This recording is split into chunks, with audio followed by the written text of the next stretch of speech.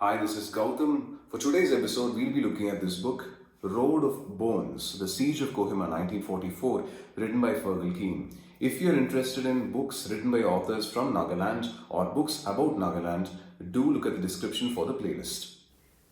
One of the largest man made disasters of the previous century, World War II had several theatres of war and each has its own history.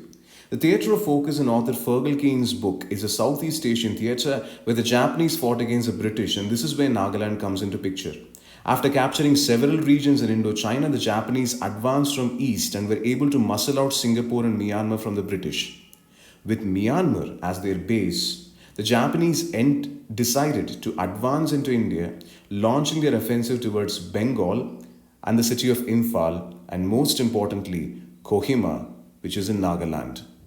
Author Fergal Keane writes a detailed book with several references, including primary sources like interviews of soldiers who fought on the war, not just from the British side but also from the Japanese side. And he makes sure he creates this background necessary for understanding the situation of the war by providing necessary background of individuals. For example, the Japanese division heads, the battalion leaders who are from Japan. You get information on very specific battalions. For example, the Royal West Kent 4th Battalion, which has to travel from Atlantic Ocean to India to fight against Japan in this northeastern theatre. The rainforests on the northeastern India, especially the hilly region, provided several challenges. The uninviting rainforest region coupled with blood-sucking parasites and mosquitoes, and on top of that, if you talk about the 3 months, June, July, August, where your rainfall is exceedingly high, it provided tremendous challenges for Japanese soldiers to move into British India. And on top of this, the eastern Himalayan region, where at certain times the average elevation could increase to 3,000 to 4,000 to 5,000 meters, provided several challenges for supplies of arms and ammunition, not just for the Japanese but also for the British. The book is a reminder of the fact that even though war is fought on a larger scale, at the end of the day, what decides the success of the war is in our individual battles like this particular one, in which the British, one way or the other, overcomes the Japanese. And you also get an idea that when it comes to judgment in war, especially several tactical judgments, it's not that all the judgments are correct. There are several lapses. And even if the judgment is correct because of your own position, it is not able to succeed in every judgment you take. Maybe the soldiers are unhealthy, maybe the climate is not very comfortable, or maybe a supply lines are cut. This can be seen from the fact how the British overcame the Japanese. Of course, both sides were fighting in the same terrain, but the British did have certain clear-cut advantages. They controlled most part of British India, hence it was possible for them to mobilize soldiers and troops. But for the Japanese, on the other hand, if you had to move into the northeastern segment of India, then you had to overcome several problems for transport because they did not have donkeys or mules, enough number of donkeys or mules to transport their goods from across the Himalayan mountains to northeastern India. Or you can talk about the decisive factor where you have the air support. The British had superior air power, and that provided very good amount of filling the gaps, as in if any point of time the Japanese advance was pretty stronger, using air support they were able to prevent the immediate advance. So these proved to be important factors which make clear-cut decisions. But if you read the book, you will understand, apart from these, the decisive role was played by the Nagas. The author tries to link political history with geography here. Now, if you take August 8, 1942, it was a crucial time for India because that is when Quit India movement is launched by the Indian National Congress under the leadership of Mohandas Karamchand Gandhi.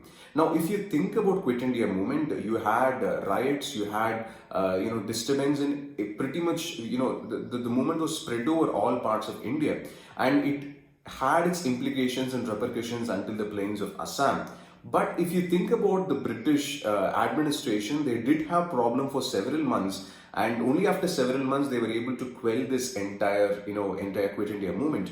But if you take the hills of Nagaland, there is always this dichotomy between the hilly region and the plain region. So the Nagas were not a very strong proponent of this Quit India movement. They didn't participate, very strongly because the role or the presence of Indian National Congress in the Naga Hills was very limited.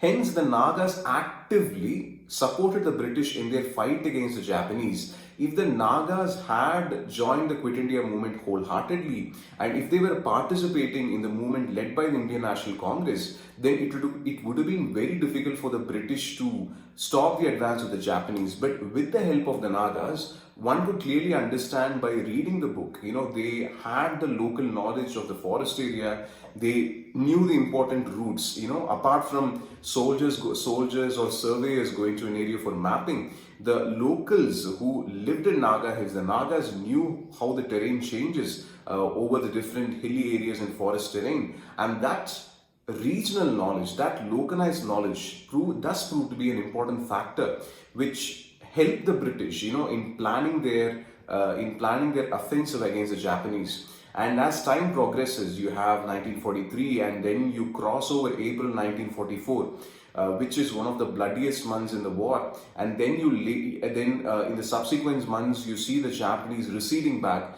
and that is where there is a chapter in this book where the author writes Road of Bones, where the Japanese had to abandon because they did not have enough amount of supplies to sustain the offensive, and they had to retreat. And during the retreat too, they faced several casualties due to the attack of the British soldiers. So at the end of the day, war does achieve certain ambitions of certain individuals, but on the whole, it is the people who get affected. I'd like to make a call back to this book, Waiting for the Dust to Settle. Now, this was the book which we reviewed for the Nagaland book list. You can find it in the description. And in this novel, which is about Operation Bluebird, which was orchestrated in Nagaland in 1986-1987, in the story, a grandmother in the story kind of recollects that a few Japanese soldiers did not leave Nagaland, that they stayed back in Nagaland and mingled with the local population. So you get that story. So after reading this non-fiction, it was good to link with this fiction. So that's it for today's review. If you like the video, do like, comment and subscribe. Meet you with the next book pretty soon. Bye for now.